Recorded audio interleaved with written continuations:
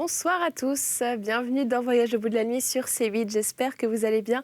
Je vais continuer pour vous ce soir la lecture du Tour de monde en 80 jours de Jules Verne, l'un des grands classiques du roman d'aventure, qui a d'ailleurs aussi donné son nom au trophée Jules Verne. Je ne sais pas si vous connaissez, c'est une course de voilier autour du monde sans escale. Et lors de sa création, bien sûr, 80 jours semblait être une durée raisonnable. Alors pour nos deux compères, Phileas et Jean, le défi va se relever un petit peu plus compliqué malgré la révolution des transports au 19e siècle qui va leur permettre justement ce périple. Mais leur chemin va être semé d'embûches. Ceci dit, l'importance de l'honneur et de la parole donnée, surtout pour un gentleman anglais en 1872, va les pousser à continuer coûte que coûte. On s'était arrêté dans notre lecture au moment où Phileas et Jean sont partis. Ils sont sur le bateau, mais ils sont accusés. Phileas Fogg, le gentleman, est accusé de vol et traqué par l'inspecteur Fix. Je vais continuer pour vous la lecture. N'hésitez pas à réagir, à me dire ce que vous en avez pensé sur les réseaux, sur Facebook, Twitter ou Instagram avec le hashtag VBN. Ce passeport n'est pas le vôtre, dit-il au passager. Non, répondit celui-ci. C'est le passeport de mon maître. Et votre maître ? Il est resté à bord. Mais, reprit l'agent, il faut qu'il se présente en personne au bureau du consulat afin d'établir son identité. Quoi ? Cela est nécessaire ? Indispensable. Et où sont ces bureaux ? Là, au coin de la place, répondit l'inspecteur en indiquant une maison éloignée de 200 pas. Alors je vais aller chercher mon maître, à qui pourtant cela ne plaira guère de se déranger. Là-dessus, le passager salua Fix et retourna à bord du steamer. Chapitre 7, qui témoigne une fois de plus de l'inutilité des passeports en matière de police. L'inspecteur redescendit sur le quai et se dirigea rapidement vers les bureaux du consul. Aussitôt, et sur sa demande pressante, il fut introduit près de ce fonctionnaire. « Monsieur le consul, lui dit-il sans autre préambule, j'ai de fortes présomptions de croire que notre homme a pris passage à bord du Mongolia. » Et Fix raconta ce qui s'était passé entre ce domestique et lui à propos du passeport.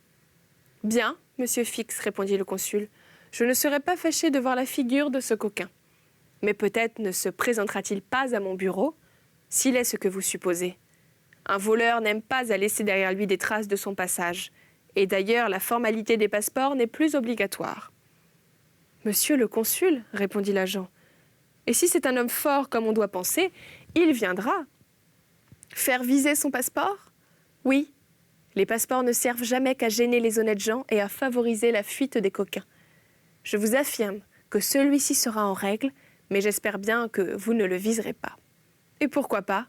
Si ce passeport est régulier, répondit le consul, je n'ai pas le droit de refuser mon visa. Cependant, monsieur le consul, il faut bien que je retienne ici cet homme jusqu'à ce que j'ai reçu de Londres un mandat d'arrestation. Ah, cela, monsieur Fix, c'est votre affaire, répondit le consul. Mais moi, je ne puis. Le consul n'acheva pas sa phrase.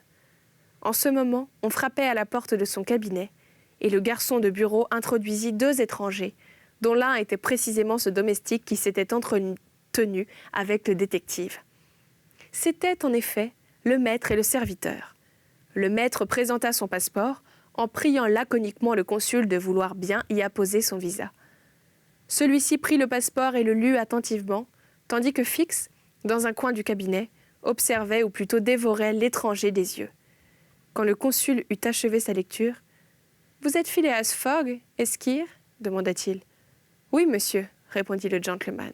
« Et cet homme est votre domestique ?»« Oui, un Français nommé Passepartout. »« Vous venez de Londres ?»« Oui. »« Et vous allez à Bombay ?»« Et vous allez ?»« À Bombay. »« Bien, monsieur.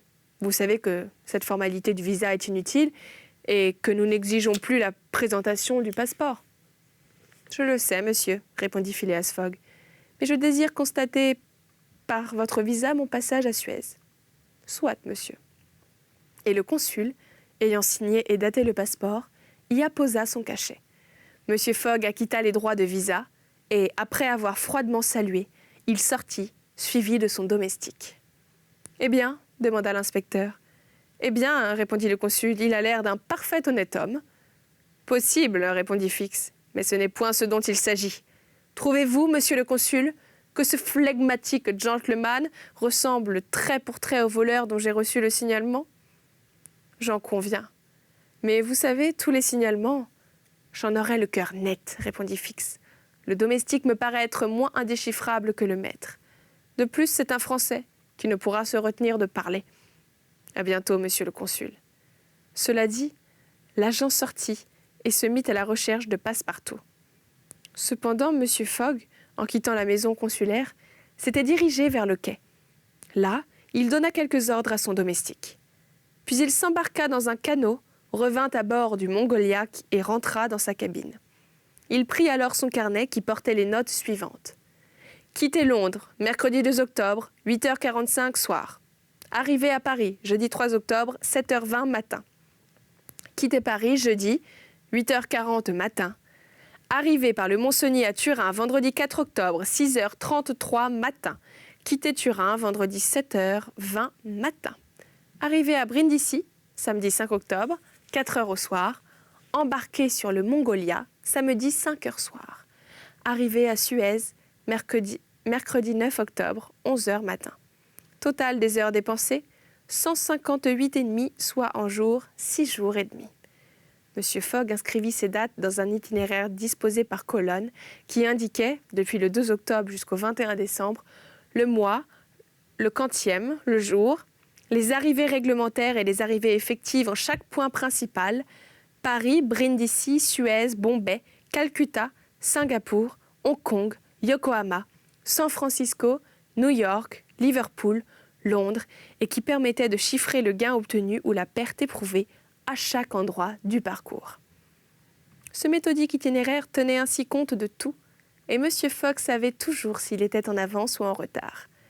Il inscrivit donc ce jour-là, mercredi 9 octobre, son arrivée à Suez, qui, concordant avec l'arrivée réglementaire, ne le constituait ni en gain ni en perte. Puis il se fit servir à déjeuner dans sa cabine. Quant à voir la ville, il n'y pensait même pas, étant de cette race d'Anglais qui font visiter par leurs domestiques les pays qu'ils traversent. Chapitre 8, dans lequel Passepartout parle un peu plus peut-être qu'il ne conviendrait.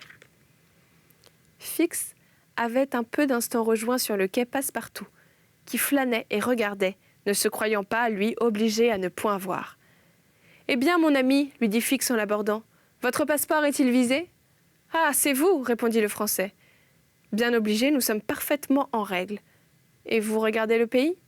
Oui, mais nous allons si vite qu'il me semble que je voyage en rêve. Et comme cela, nous sommes à Suez ? À Suez. En Égypte ? En Égypte, parfaitement. Et en Afrique ? En Afrique. En Afrique ? Répéta Passepartout. Je ne peux y croire. Figurez-vous, monsieur, que je m'imaginais ne pas aller plus loin que Paris. Et cette fameuse capitale, je l'ai revue tout juste de 7h20 du matin à 8h40 entre la gare du Nord et la gare de Lyon, à travers les vitres d'un fiacre et par une pluie battante. Je le regrette. J'aurais aimé à revoir le Père-Lachaise et le cirque des Champs-Élysées. Vous êtes donc bien pressé ? Demanda l'inspecteur de police. Moi non, mais c'est mon maître. À propos, il faut que j'achète des chaussettes et des chemises. Nous sommes partis sans mal, avec un sac de nuit seulement. Je vais vous conduire à un bazar où vous trouverez tout ce qu'il faut. Monsieur, répondit Passepartout, vous êtes vraiment d'une complaisance. Et tous deux se mirent en route. Passepartout causait toujours. Surtout, dit-il, que je prenne bien garde de ne pas manquer le bateau. Vous avez le temps, répondit Fix. Il n'est encore que midi. Passepartout tira sa grosse montre. Midi, dit-il. Allons donc, il est 9h52. Votre montre retarde, répondit Fix. Ma montre ? Une montre de famille qui vient de mon arrière-grand-père. Elle ne varie pas de 5 minutes par an, c'est un vrai chronomètre. Je vois ce que c'est, répondit Fix. Vous avez gardé l'heure de Londres, qui retarde de 2 heures environ sur Suez. Il faut avoir soin de remettre votre montre au midi de chaque pays. Moi ? Toucher à ma montre ? S'écria Passepartout. Jamais. Eh bien, elle ne sera plus d'accord avec le soleil. Tant pis pour le soleil, monsieur. C'est lui qui aura tort. Et le brave garçon remit sa montre dans son gousset avec un geste superbe.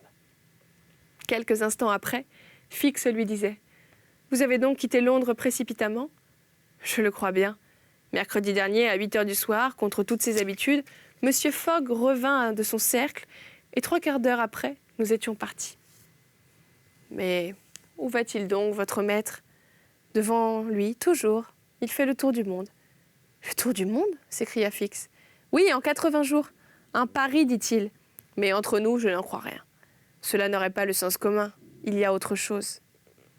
Ah, c'est un original, ce Monsieur Fogg. Je le crois. Il est donc riche?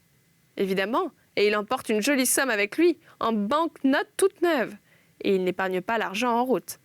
Tenez, il a promis une prime magnifique aux mécaniciens du Mongolia, si nous arrivions à Bombay avec une belle avance. Et vous le connaissez depuis longtemps, votre maître? Moi? Répondit Passepartout. Je suis entré à son service le jour même de notre départ. On s'imagine aisément l'effet que ces réponses devaient produire sur l'esprit déjà surexcité de l'inspecteur de police. Ce départ précipité de Londres, peu de temps après le vol, cette grosse somme emportée, cette hâte d'arriver en des pays lointains, ce prétexte d'un pari excentrique, tout confirmait et devait confirmer Fix dans ses idées. Il fit encore parler le français et acquit la certitude que ce garçon ne connaissait aucunement son maître, que celui-ci vivait isolé à Londres, qu'on le disait riche sans savoir l'origine de sa fortune, que c'était un homme impénétrable, etc. Mais en même temps, Fix put tenir pour certain que Phileas Fogg ne débarquait point à Suez et qu'il allait réellement à Bombay. « Est-ce loin, Bombay » demanda Passepartout. « Assez loin » répondit l'agent. « Il vous faut encore une dizaine de jours de mer. »« Et où prenez-vous Bombay ?»« Dans l'Inde. »« En Asie ?»« Naturellement. »« Diable, c'est que je vais vous dire, il y a une chose qui me tracasse, c'est mon bec. »« Quel bec ?»« Mon bec de gaz que j'ai oublié d'éteindre et qui brûle à mon compte. Or, j'ai calculé que j'en avais pour 2 shillings par 24 heures, juste 6 pence de plus que je ne gagne, et vous comprenez que, pour peu que le voyage se prolonge. Fix comprit-il l'affaire du gaz? C'est peu probable. Il n'écoutait plus et prenait un parti. Le Français et lui étaient arrivés au bazar. Fix laissa son compagnon y faire ses emplettes. Il lui recommanda de ne pas manquer le départ du Mongolia, et il revint en toute hâte au bureau de l'agent consulaire. Fix, maintenant que sa conviction était faite, avait repris tout son sang-froid. « Monsieur, dit-il au consul, je n'ai plus aucun doute. Je tiens mon homme. Il se fait passer pour un excentrique qui veut faire le tour du monde en 80 jours. »« Alors c'est un malin, répondit le consul, et il compte revenir à Londres, après avoir dépisté toutes les polices des 2 continents. »« Nous verrons bien, répondit Fix. Mais ne vous trompez-vous pas? Demanda encore une fois le consul. Je ne me trompe pas. Alors pourquoi ce voleur a-t-il tenu à faire constater par un visa son passage à Suez? Pourquoi? Je n'en sais rien, monsieur le consul, répondit le détective.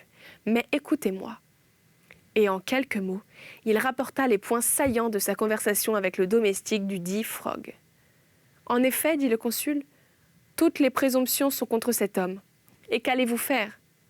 Lancer une dépêche à Londres avec demande insistante de m'adresser un mandat d'arrestation à Bombay, m'embarquer sur le Mongolia, filer mon voleur jusqu'aux Indes, et là, sur cette terre anglaise, l'accoster poliment, mon mandat à la main et la main sur l'épaule.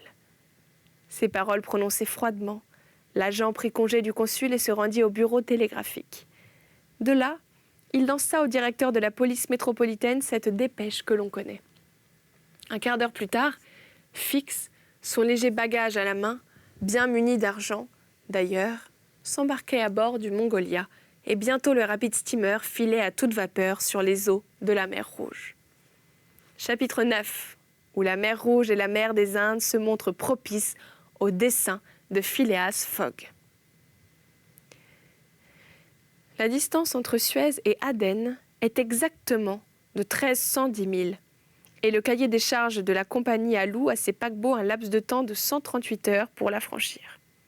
Le Mongolia, dont les feux étaient activement poussés, marchait de manière à devancer l'arrivée réglementaire.